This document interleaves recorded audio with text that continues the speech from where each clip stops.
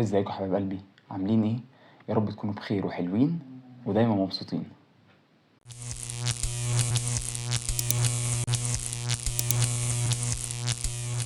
حلقتنا النهارده هي الحلقة السادسة من سلسلة خلينا ندردش سوا، والحلقة دي زي ما شفتوا هتبقى بعنوان دايرة الصحاب.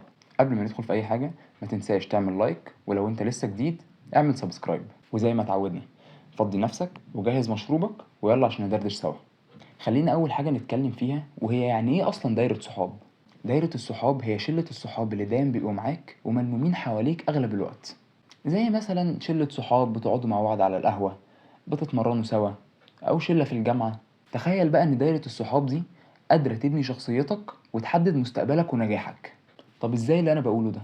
كمل معايا وأنا هفهمك. تخيل دلوقتي إن أنت بني آدم نضيف ومحترم، بس للأسف أنت محطوط في دايرة صحاب كلها مش كويسة، بتوع بنات أو بتوع سهر وكيف أو ناس بتاعت مصلحتها. أنت من كتر قعدتك معاهم طبيعي جدا إنك تلاقي نفسك بتاخد طباعهم وبتبقى زيهم. أصل أنت في دايرتهم ومبسوط بقى باللمة والشلة وبتروحوا مع بعض وبتيجوا مع بعض، فالحوار بسطك ومش مركز إيه اللي ممكن يحصل بعد كده، فبالتالي أنت هتبقى بتتجر معاهم في أي سكة. خصوصا كمان لو أنت شخصيتك ضعيفة حبتين، ساعتها هتلاقي نفسك بتتضر مش بتستفاد. صحابك اللي المفروض يبقوا في ظهرك وسند ليك في أي أزمة أو أي مشكلة هم أصلا أساس الأزمة اللي أنت فيها دلوقتي. عكس بقى ما تبقى أنت بني آدم ناضج وطموح وعندك أحلام ونجاحات نفسك تحققها، وفوق كل ده شخصيتك قوية. ساعتها لو اتحطيت بالغلط في الدايرة اللي كنا لسه بنتكلم عليها، وقتها أنت هتبقى فاهم إن دي مش سكتك وهتنسحب. وساعتها هتدور على دايرة الصحاب اللي فيها ناس شبهك، صحاب نظيفة بتحب الخير للي حواليها، صحاب مش بتاعت مصلحتها وبتفرح لنجاحك، صحاب بتتعب وبتساعدك بجد عشان توصل لحلمك، صحاب سالكة ومش صفر من جواهم. هم دول الصحاب اللي بجد اللي ينفع تتجمعوا كلكم في دايرة واحدة. ساعتها بس هتعرف انك اخترت صح، وان دي الدايرة اللي شبهك اللي هتبقى مرتاح فيها. ويا سلام بقى لو الدايرة دي فيها ناس عندهم نفس الطموح والهدف اللي انت بتسعى له، هتلاقوا نفسكم بتشجعوا بعض وبتسعوا للحاجة دي سوا. وقتها طريق السعي والنجاح هيسهل كتير قوي ومش هيبقى بنفس صعوبته وانت لوحدك. استثمر صح في صحابك عشان تعرف تلاقي قدام. الصحاب عمرهم ما كانوا لما في قعدة كلها ضحك ولعب بس، اصلا دول ما يبقاش اسمهم صحاب. صاحبك اللي بجد اللي تلاقيه معاك على المر قبل الحلوة، اللي لما تحتاجه في اي وقت تلاقيه موجود ومعاك ومش همه اي حاجة غير انه يبقى موجود جنبك ويسندك وقت وقعتك. بوجود صاحبك جنبك وسندته ليك هتقوم اسرع واقوى.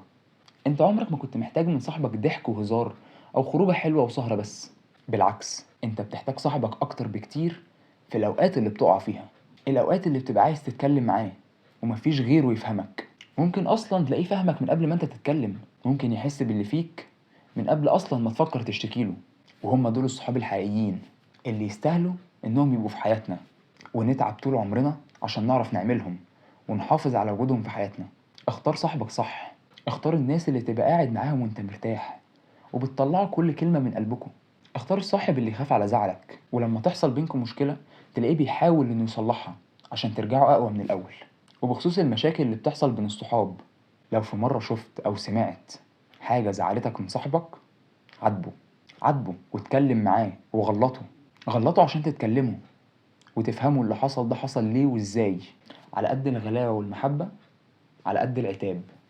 وطول ما انتوا فارقين عند بعض طول ما انتوا هتعاتبوا بعض وهترجعوا اقوى من الاول. صاحبك عمل حاجة ضايقتك، عاتبه وقول له انت حصل منك واحد اتنين تلاتة، لكن اوعى تاخد جنبه وتسكت وتفكر ان انت كده بتعاقبه، لان بالطريقة دي صحوبيتكوا هتدوب مع الوقت، لان وقتها ممكن يكون مش فاهم انت زعلان ليه اصلا وشافك سكت واتغيرت مرة واحدة. هو من حقه يبقى فاهم، وحقه كمان انكم تتكلموا وتعاتبوا عشان توصلوا لحل، لكن عمر ما كان الحل اننا نسكت وناخد موقف ونبعد. اوعوا تسيبوا علاقة الصحوبية اللي بينكم للمشاكل، علشان لو ده حصل فبنسبة كبيرة علاقتكم دي هتتدمر.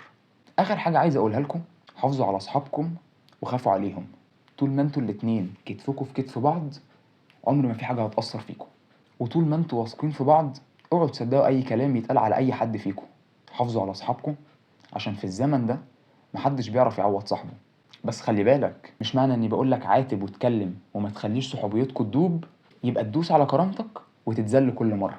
خليك حكيم وخليك عارف امتى تزعل وتاخد جنب وامتى تتكلم، عشان الطريقة دي ما تنفعش مع أي حد، لأن في ناس هتشوفك غلبان وعلى نياتك ومش هتقدر إنك صاحب جدع وهيستحلوا الحوار، وفي الصاحب الجدع اللي بجد اللي هيقدر الحوار ده وهيفهمه.